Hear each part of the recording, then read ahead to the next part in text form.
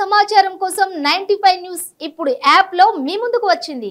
వెంటనే డౌన్లోడ్ చేసుకుని news update తెలుసుకోండి. ప్రతి క్షణం ప్రజాక్షేమం కోసం. Welcome to 95 news. ప్రతిక్షణం ప్రజాక్షేమం కోసం నేను మీ మాధురి. ఈ రోజు మనం గాంధీ భవన్ లో ఉన్నాము. ఇక్కడైతే యాక్చువల్ గా గోషామహల్ అభ్యర్థులు ఉన్నారు. కాంగ్రెస్ అభ్యర్థుల ప్రకటన తర్వాత కాంగ్రెస్ లో వేడి ఎక్కింది అని చెప్పాలి. యాక్చువల్ గా ఇక్కడైతే గోషామహల్ అభ్యర్థులు 12 మంది ఉన్నారు. కానీ వారిలో ఒక్కరికి కూడా సీట్ ఇవ్వలేదు. ఒక మహిళకి ఇచ్చారు అన్నది ఓకే, బట్ కానీ మా 12 మందిలో ఒకరికి ఇవ్వాలి కదా అని ఇక్కడ ఉన్న వారందరూ చెప్తున్నారు. సో వీళ్ళతోనే డైరెక్ట్ గా మాట్లాడదాము. ఏమంటారు? నమస్తే అండి. నా పేరు శ్రీధర్ గౌడ్ అండి. శ్రీధర్ గౌడ్ గారు చెప్పండి. యాక్చువల్ గా గోషామహల్ టికెట్ యాక్చువల్ గా మీ 12 మందికి రాకపోవడానికి గల ఏదైనా చిన్న కారణం మీరు ఏమైనా ఎక్స్పెక్ట్ చేయగలుగుతున్నారా? మేము అనేది అదే, మీరు అప్లికేషన్ అనేది ఎందుకు పెట్టిరు, మీనింగ్ ఏంది నాకు తెలుస్తలేదు. అందరము 50 వేలు పెట్టినము అప్లికేషన్ పెట్టిన వారికే, దరఖాస్తు పెట్టుకున్న వారికే టికెట్ ఉంటది అన్నారు.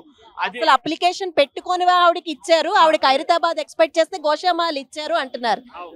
అయితే సునీతారావు గారు ఖైరతాబాద్ కాన్సెన్సీ, ఆమె ఖైరతాబాద్ అప్లికేషన్ పెట్టుకుర్రు, ఇక్కడ అప్లికేషన్ పెట్టుకోలే. అంటే అప్లికేషన్ పెట్టే అర్థమైంది నాకు తెలుస్తలేదు. దీనికి మీరు రేవంత్ రెడ్డి గారు మీరు చెప్పాలి. మీరు ఏమన్నారు, నేను ఖుద్దు అప్లికేషన్ పెట్టుకున్నా కొడంగల్ నియోజకవర్గానికి అని మా పెద్ద లీడర్లు కూడా కొంతమంది చెప్పారు. ఎవరైతే అప్లికేషన్ పెట్టుకుంటారో వాళ్ళకే ఈ సీట్ అన్నారు. మళ్ళీ ఇప్పుడు సునీతారావు ఈ ఖైరతాబాద్ అప్లికేషన్ పెట్టుకున్నాక ఆమెకు ఇక్కడ ఎందుకు ఇచ్చిర్రు, ఆమె ఎందుకు ఇక్కడ పెట్టిండ్రు? అయితే మేము ఇంకోటి, కనీసము మీరు ఈ 12 గోషామహల్ చరిత్ర ఉంది, ఇక్కడ లోకల్ వాళ్ళని కనీసం ఈ 12 మందిని సంప్రదించినరా? అరే ఇది బిగ్ ప్రాబ్లమా ఏంది అనేది మాకు సంప్రదించలేదు, ఏం చేయలేదు. నాది ఒక చిన్న అనుమానం అండి, మీరు టికెట్లు ఇచ్చే ముందు కూడా ఇలాగే ధర్నా కూర్చున్నారు. సో అంటే మీకు ఏదైనా చిన్న క్లూ వచ్చిందా, మా దాంట్లో ఎవరికైనా ఇవ్వకపోవచ్చు అని ఏమైనా వచ్చాయా పైనుంచి వార్తలు? మాకేమంటే మేము అడిగినప్పుడు కూడా ఇంకా స్టీరింగ్ కమిటీ కాలేదు, ఇంకా మీది ఏం కాలేదు, హైదరాబాద్ ఇంకా ఆపిన్రు అనే మొబైల్ని పెట్టించారు. కానీ వీళ్ళు డైరెక్ట్ గా ఆమె పేరు అనౌన్స్ చేయడం కూడా మాకు ఇప్పటి వరకు లాస్ట్ వరకు మాకు తెలియదు.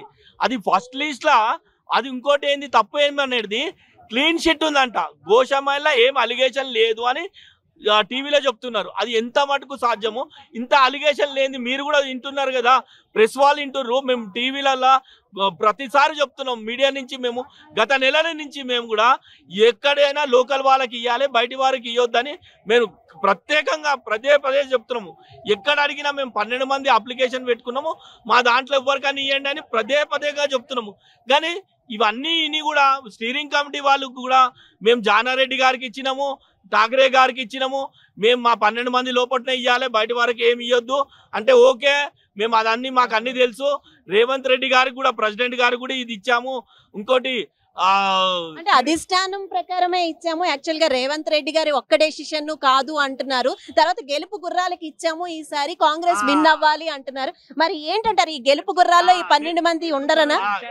గెలుపు గుర్రం ఎలాగైతుందమ్మా నేను అడిగేది, ఆమె గెలుపు గుర్రం ఎలాగవుతుంది? ఆమెకు గోషామహల్ అద్దులు తెలుసా, ఎన్ని డివిజన్లు తెలుసా, ఎన్ని బూతులు ఉన్నాయి తెలుసా, ఎంత కమ్యూనిటీలు ఎన్ని కమ్యూనిటీలు ఉన్నాయి తెలుసా? కనీసము ఇప్పుడు మేము రాజా సింగ్ బీజేపీలో కట్టర్ హిందూయిజం అని అట్లాంటి ఆయనని ఎదుర్కొని మేము ఫైట్ చేస్తున్నాం. మాకు లోకల్ వాళ్ళకన్నా ఆమెకు తెలుసా? ముఖ్యంగా ఏ విధంగా అనుకొని మీరు డైరెక్ట్ ఇస్తారండి? ఇప్పుడు మేము అనేది మీరు అన్నారు గెలుపు గుర్రం, ఆమె ఏ విధంగా గెలుపు గుర్రం మీరు చెప్పండి, నేను దానికి ఒప్పుకుంటా. కనీసం ఆమెకు ఈ గల్లీలో పోదాం, ఆ గల్లీలో ఎంతమంది, ఇదే ఈ గాంధీ భవన్ కూడా మా గోషామహల్ కాన్సెన్సీ వస్తుంది. ఈ గాంధీ భవన్ కూడా ఈ చరిత్ర కూడా ఉంది. కనీసము ఎక్కడ ఎన్ని బస్తీలు ఉన్నాయి, ఏడేడు ఉన్నాయి, అవన్నీ చెప్పమనండి. ఆవిడైతే ధీమాగా ఉన్నారు, నేను గోషామహల్ అయినా సరే గెలుస్తాను, అధిష్టానం నిర్ణయానికి ఏకీభవిస్తానని. నాకు తెలియని విషయం ఏంటంటే, కార్యకర్తలు లేకుండా ఏ లీడర్ ఎలా గెలుస్తాడో నాకు ఇప్పటి వరకు చరిత్ర తెలియదు. కార్యకర్తలు లేని లీడర్ ఎవడైనా గెలిచిందంటే నేను రాజకీయ సన్యాసం చేస్తాను. గోషామహల్ కాన్స్టిట్యూన్సీలో వచ్చి ఏమైనా ప్రోగ్రామ్ చేసిందా తెలియడానికి? ఇప్పుడు మేము గోషామహల్ ఉన్నాం, మాకు ఎక్కడో తీసుకువెళ్ళి వేరే కాన్స్టిట్యున్సీలో భూదాన్లో దాంట్లో చెప్తే మాకు ఏముంటది అక్కడ, మాకేమైనా తెలుసా? అసలు అయినా అప్లికేషన్ పెట్టుకోకుండా ఇచ్చారు కదా, దాని గురించి ఏమంటారు? నిజమే దాని గురించి? ఇది చాలా తప్పు అండి, ఇది చాలా తప్పు, ఇది అన్యాయము. ఇది చాలా అన్యాయము. మీరు ఈ అప్లికేషన్ అనే మీనింగ్ ఎందుకు పెట్టిర్రు? నేను ఒకటి అడుగుతా, ఇప్పుడు వేరే పార్టీ వాళ్ళు పెట్టిర్రు, వాళ్ళు డబ్బులు తీసుకోలేదు, ఏం తీసుకోలేదు. నేను కానీ వాళ్ళని మా పార్టీని వ్యతిరేకించడం మాట అంటలే. నువ్వు ఎందుకు ఈ అప్లికేషన్ ఎందుకు పెట్టుకున్నారు? మీకు ఇయ్యంరా బాబో, మీరు చేయొద్దు, మీరు పని చేయొద్దు అంటే నోరు మూసుకుంటుండే కదా. ఎందుకు అప్లికేషన్లు పెట్టే వరకు ఎదురు చూసిండ్రు? అప్లికేషన్లు పెట్టినాము, ప్రతి లీడర్కు స్టీరింగ్ కమిటీ వాళ్ళకు పోయినాము, మా పిసిసి వాళ్ళకి చెప్పినాము, వర్కింగ్ ప్రెసిడెంట్లకు చెప్పినాము, అందరికీ చెప్పినాము. City president, working president Anjan గారికి కూడా అప్లికేషన్ పెట్టుకున్నాము, మహేష్ కుమార్ గౌడ్ గారికి చెప్పినాము, మా జగ్గారెడ్డి గారికి కూడా చెప్పినాము, గీతారెడ్డి గారికి కూడా చెప్పినాము, ప్రతి వర్కింగ్ ప్రెసిడెంట్ కి చెప్పినాము, ప్రెసిడెంట్ గారికి చెప్పినాము, స్టీరింగ్ కమిటీ వాళ్ళకి కూడా చెప్పినాము. ప్రతి ఒక్కరికి మేము ఈ అవగాహనలోనే ఉన్నాం కదా, మేము ఏది గుడ్డిగా అయితే చెప్పలే కదా. అంటే ఇప్పుడు చివరిగా ఏం చెప్పాలనుకుంటున్నారు? మేము ఒక్కటే అమ్మా, ఆ మేడం ని జరపాలి, క్యాండిడేట్ ని మరవాలి. మాలో ఎవరికైనా ఇచ్చినా మేము దానికి ఐక్యతగా పనిచేస్తాం. కాదు అంటే మేము కాంగ్రెస్ కు మేము పనిచేయం. మేము ఇక పార్టీకి మేమైతే చెయ్యం. గోషామహల్ కాంగ్రెస్ కార్యకర్త ప్రతి ఒక్కడు ఈరోజు మేము తీర్మానం చేసుకున్నాము. మేము ఆస్పిరెంట్లు కాదు, అందరు కార్యకర్తలు ఏక తీర్మానంకి వచ్చినాము, ఎవరు పని చేయకూడదని తీర్మానంకి వచ్చినాము.